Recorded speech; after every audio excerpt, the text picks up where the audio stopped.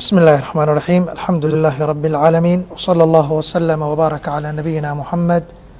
وعلى آله وصحبه وسلم أجمعين أما بعد waxaan rabaa in sha allahu hor istaagaygana uu yahay inaan akhriyo bayaankii culimmadu ay ka soo saareen gaar ahaan qeyb ka mida culimada muqdisho arrinta ku saabsan filinkan loogu magac daray arday ee uu baahinayo qeybtiisii koowaadna uu baahiyey iyo xayeysiiskiisiiba telefishinka la yidhaahdo bile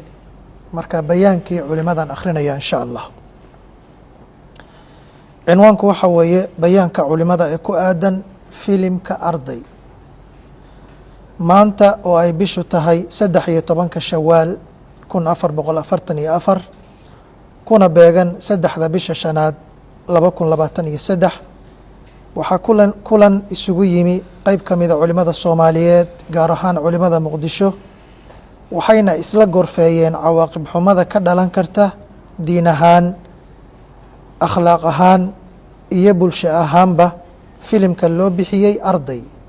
ee uu sameeyey TV-ga bile isla markaana baahiyey qeybtiisii koowaad waxayna si midaysan isula qaateen in filimkaasi uu xambaarsan yahay dhaqan xumo afeed iyo mid adineed labadaba af iyo adinba dhaqan xumo inuu xambaarsan yahay taas oo dadka sameeyey ku ah dembi iyo culays aanay xambaari karaynin aakhiradooda iyo adduunkoodaba ummadda ay ka dhasheenna u ah ba iyo hoog gaar ahaan jiilka cusub xilli ay dadku la daalaa dhacayaan dhibaatooyin fara badan oo xagga nolosha iyo amnigaba ah sidaa darteed culimmadu iyagoo ka duulaya raadadka xunxun ee ka dhalan kara filimkan iyo baahintiisa waxa ay soo saareen bayaankan soo socda kow waxaan ugu baaqaynaa dhammaan ummadda Soomaaliyeed in ay Allah ka cabsadaan gaar ahaan hay-adaha warbaahinta nooc kasta oo ay yihiin iskana ilaaliyaan baahinta wax kasta ee wax u dhimaya diinteenna iyo dhaqankeenna suuban kana taxadaraan soo gudbinta dhaqamada shisheeye ee xunxun qodobka labaad culimmadu waxay si buuxda u taageersan yihiin baaqii hay-adaha waxbarashada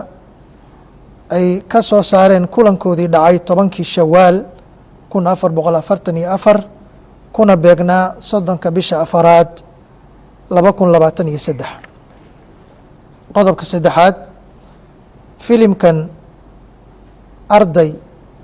waa filim ka been sheegaya xaqiiqda ardayda Soomaaliyeed ee wax ka barata dugsiyada dalka ka jira xagga labiska ardayda dugsiyada iyo akhlaaqda goobaha waxbarashada labadaba taas oo caddaynteeda laga heli karo dhammaan hay-adaha waxbarashada oo dhan sida wasaaradda waxbarashada hidaha iyo tacliinta sare iyo dalladaha waxbarashada ee gacantan ku soo hayay ardadan Soomaaliyeed laga soo biloobo yacni xilligii dowladdii dhexe ay burburtay afar waa filim loogu talagalay in lagu suurad xumeeyo bahda waxbarashada laguna sumcad dilo ardayda Soomaaliyeed waalidiinta ardayda iyo dhammaan shacabka Soomaaliyeed kaas oo ummadeenna ku tusmaynayo in ay yihiin dad ka dhintay dhinac walba diin ahaan waxbarasho ahaan dhaqan ahaan iyo nolol ahaan intaba sababtoo ah waxbarashada iyo goobaha waxbarashaduba waa buulkii ugu dambeeyey ee ummadeenna lagala dagaali lahaa taas oo aanay culimmadu ka shakisnayn in dagaalkaasi ay ku lug leeyihiin hay-ado iyo dowlado shisheeye labaduba shan waa filim u horseedaya jiilka yaryar akhlaaq xumo iyo fasaad waayo dhaqan xumadii ayaa lagu turjumay af Soomaali goobihii waxbarashadana waxaa laga turjumay wax aanay ahayn iyadoo aan ognahay maanta doorka baraha bulshadu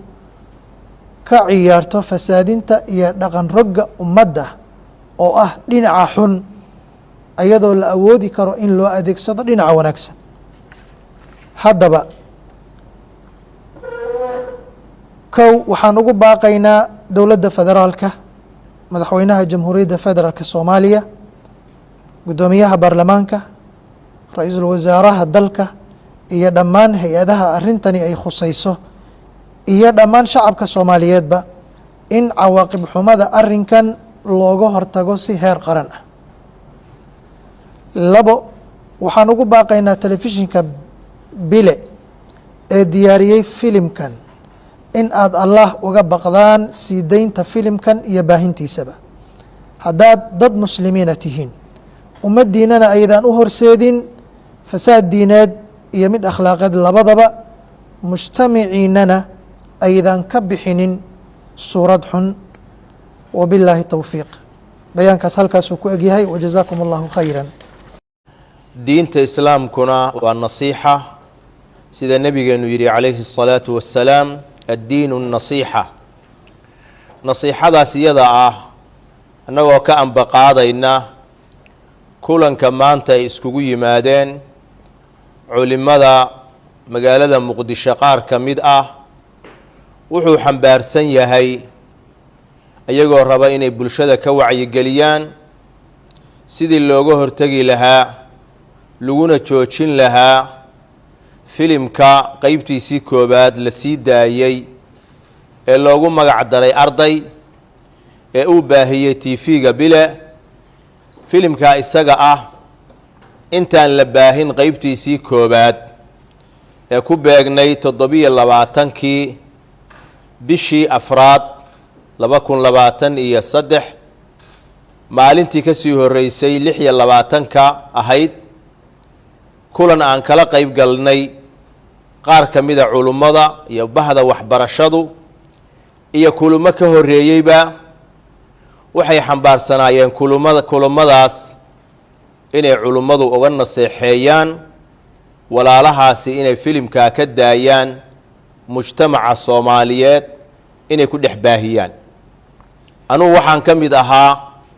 intaan qeybta koowaad la soo daynin ka hor akhyaartii ka qeyb gashay oo walaalahaas la fadhiistay oo uga naseexaynayay baan ka mid ahaa. saacado ayaan wada fadhinnay aan uga naseexaynaynay filimkan inuu xambaarsan yahay dhaqan xumo did ku ah diinta islaamka iyo mujtamaca soomaaliyeed ee muslimka ah, waxyaalo badan oo aan tusaalaynay oo aan tusaale ugu soo qaadannay oo aan nidhi maxaa ka wadaan inaad arrintan iyada ah mujtamaca la wadaagtaan, ma waxbaad ku duminaysaan mase wax wanaagaha inkaga muuqda. su-aalaha noocaasa aan weydiinay walaalaha waxa weeyaan xaggooda kama imaanin haba yaraatee wax ijaabo ah oo inay su-aalahaas ka jawaabaan ah. kulankaasi wuxuu ku dhammaaday bilaa natiija, isagoo wax natiijaa laga gaarin ayuu ku dhammaaday. maxaa yeelay diinta islaamku waxayna amraysaa qofku hadduu qaldan yahay in loo naseexeeyo, naseexadana marka hore laga bilaabo. culummadu markii koowaadbaba waxay ku didaaleen inay la kulmaan oo u naseexeeyaan oo ilaahay dartii ula hadlaan oo khatartaa u sheegaan oo caaqiba xumada ay leedahay u sheegaan adduun iyo aakhiraba. inaan ardayga soomaaliga ah ee dalkiisii wax ku bartay in maanta laga gudbiyo fariintaa xun dhibaatada ay leedahay, waxaan ka bilownay ayaga inaan la kulanno oo u naseexayna ayaan ka bilownay. laakiin nasiib darro arrintaa iyada ahi natiijo la-aan bay ku dhammaatay. isla habeenkii dambeba qeybtii koowaad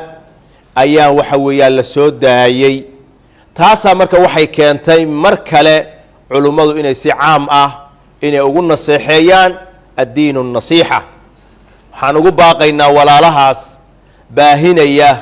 qeybaha soo socda ugu talagalay inay baahiyaan, ilaahay inay uga baqaan mujtamacan muslimka ah ee fariinta xun ay ka gudbinayaan, hadday tahay dal ahaan iyo diin ahaan iyo dadnimaba weliba ay ku dhacayso dhaawaca ugu weyne ardayga marka laga soo tago dadkii waxbarashadan waxa weeyaan soo hayay intaas oo soo barbaarinahayay culummadii deegaankii diintii dadkii dalka iyo dadkaba ugu sarreeyey maamul sariya mid hoosaba laga tarjumahayo in laga gudbinahayo inay waddanku uu yahay tacliimta xaggeeda meel daroogada lagu cuno meel gaangis ah meel waxa weeyaan qaawanaasho iyo kala xishood la'aan ah ayadoon ognahay waxaas inaysan ka jirin madaarista iyo bahda waxbarashada way jiraan hal iyo laba iyo dad bani aadama qalad lagama waayo laakiin xaqiiqada dhabtahay waxay tahay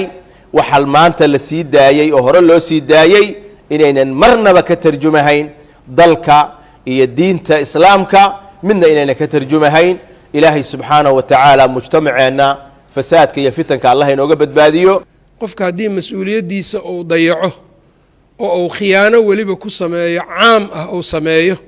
oo khiyaanadiisu ay naftiisa soo dhaafto oo uu ummadda uu ka dhashay khiyaano uu ku sameeyo waa aad iyo aad wax u halis badan waaye cadaabna lagu mutaysanayo oo allah subxaanahu wa tacaala wuxuu yidhi yaa ayuha aladiina aamanuu laa takhunuu اllaha wاlrasuula watakhunuu amaanaatikum waantum taclamuun wuxuu naga reebay alle inaan mas-uuliyaadka khiyaanno khiyaano marka waxaa ugu weyn midda diinta alle la khiyaanayo ummadda midda la khiyaanayo deegaanada iyo dalka midda la khiyaanayo waxay ka mid tahay marka khiyaanooyinka waaweyn waxaan arkaynaa marka arrinta aan maanta u fadhinno marka ubad soo koraayo waalid soo dadaalay intii tabartiis ah wax tarbiyeynayo dad xun waa iska jiraan laakiin dadku kulli ma wada xuma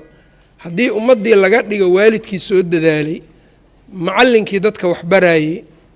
culimadii ummadda xalaashii xaaraanta u sheegaysay ardaydii xambaaraysay ee qaadaysay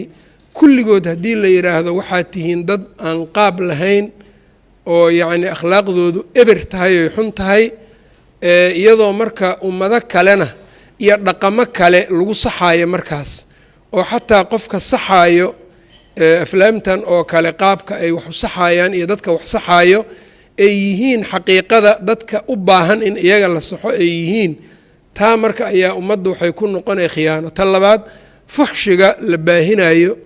oo ummaddan dhexdeeda lagu dhex baahinayo iska dhaaf baahinta jacaylka arrintaa la jeclaado ummad dhexdeed inay faaxisho ku faafto ayuu ilaahay cadaab xanuun badan uu ka sheegay ina aladiina yuxibuuna an tashiica alfaaxishatu fi aladiina aamanuu lahum cadaabun aliimun fi اddunya wاlaakhira marka ilaahay ka cabsada iska daaya waxaan fawaaxishta ah ee foolxumada ah oo kuwana aad dadka baraysaan kuwana aad markaa yacni dadka ugu masabidanaysaan oo masabidaadda qadafka iyo waxyaabaha la midkaa in qofku ilaahay uu uga cabsado mas-uuliyaddiisii qaato caqliga ilaahay siiyey imkaaniyaadka inuu dad wax u gudbiyo ilaahay uu siiyey inaynan arrintaa iyadaa shaydaan ounan u adeegsanin oo dhanka shaydaanka aan loo adeegsanin waayo waxaa alla uu leeyahay dadka wararka iyo markuu ka hadlaayey wararka intay qurxiyaan xumaanna ay yacni ku faafiyo waxa uu yidhi wakadalika jacalnaa likulli nabiyin caduwan shayaaiina alinsi waaljinni yuuxii bacduhum ilaa bacdin zukhrufa alqowli guruura waxyaabaha marka noocaas ah ee ammaano ka baxa ammaanadii oo mas-uuliyaddoo la dayaco keenayo yaa wax badan nooga muuqdo halkan yacni arrintan aan ka hadlayno yacni filimkan ku saabsan ta kalena waxa ay tahay dee calaamaadka saacaddaba waxaa ka mid ah dadku inay aad ugu dadaalaan fuxshi inay isku kallifaan qarash lagu bixiyo waqti lagu bixiyo loo soo jeedo weliba yacni taxaddi lagu sameeyo waa samaynaynaa la yidhaahdo ilaahay in looga baqo waa la dhimanaa qabrigaas yaa nin walba uu gelaa dabadeedna ilaahay buu hor imaanaa qof kasto wa kulluhum aatiihi yowma alqiyaamati fardaa qofka taxadiga ku samaynaya macsi waxaan leenahay war xasuuso wa kulluhum aatiihi yowma alqiyaamati fardaa rasuulka sala allahu calayhi wasalam waxa uu yidhi min ashraati saaca saacadda waxaa ka mid a calaamadaheeda alfuxshu waatafaxush dadku inay fuxshi iyo yacni waa dhaqanka xun waaye fuxshiga iyo tafaxush in laysku kallifo fuxshiga oo la raadiyo oo lacag lagu bixiyo oo la duubo oo dadka lagu baahiyo annagoo og weliba social media doorka uu maanta leeyahay annagoo garanayno oo og haddana intaa ka bacdi rasuulka sala alla ly slam waxa uu yidhi waxaa kaloo uu ku daray min calaamaati saaca wa takhwiinu alamiin qofka daacadda qofka ula talinaayo in la tuhmo oo la yidhaha waxaasaa soo dirsaday kuwaasaa soo dirsadeen kuwaan maa laga hadlo kan maxaa looga hadli waayey qofkii marka adiga khayrka iyo nasiixada kuu sheegayay inaad boqolaal wado waanana soo martay marar badan oo waxaan xasuusanaa waxyaaba aan dadka ka reebnay ka celinay haddana dadku ay tuhumaad iyo culummada ku tuurayeen markii dambena dadku ay ku dhibaatoobeen oo ay culimmadii iyo dadkii wax sheegaya waa saxsanaayeen ay yidhaahdaan ummaddeenna marka ictiraad aan loo meeldayin in layska daayo wa takhwiinu alamiin ta kalena waxa ay tahay waatimaanu lkhaa'in qof khaa'ina in la ammaano la siiyo oo mas-uuliyadda isaga laga dhigo bal fiiri yacni qofka la rabo ardayga inuu wacyigeliyo filinkan isagiiyaa wacyigelin u baahan qaabka sidii ilaahii abuuray ou ka rabay ma ku taagna haddana waxay ahayd isagii in la islaaxiyo qofkay ahayd inuu isagu waxbuu islaaxinaa la yidhaahdo waa marin habaabintaas nebigu sheegaya sala allahu calayhi wasalam dhibaatooyinka zamankuna dabcan zamanba zamankuu ka dambeeya uu ka shar badan yahay la imaanayso marka dardaaranka aan bixinayo aniga halkan ka bixinayo waxa uu yahay waa dhimashana waa naga dambeysaa godna waa naga dambeeya alla hor istaagidiisna waa naga dambeysaa qofku marka inuu ka fekero carabkana waxyaabaha nebigu wuxuu ku sheegay ugu daranoo qofka uu naarta ku galo maanta marka carabkii meel gooniya kuma koobna waa sii baaha carabkii adinkii iyo carabkii iyo sidoo kale yacni hadalladii iyo waxyaabihii marka la gudbinayey iyo matalaadii iyo kulligood haddii ay wax alle ou ka caroonayo ay meeshaa taallo war qof walbo intaad adduunyada ku leedahay waa yar tahaye u meel dayo mustaqbalkaaga intaasaan rabay inaan aniga hadalkayga aan ku gaabiyo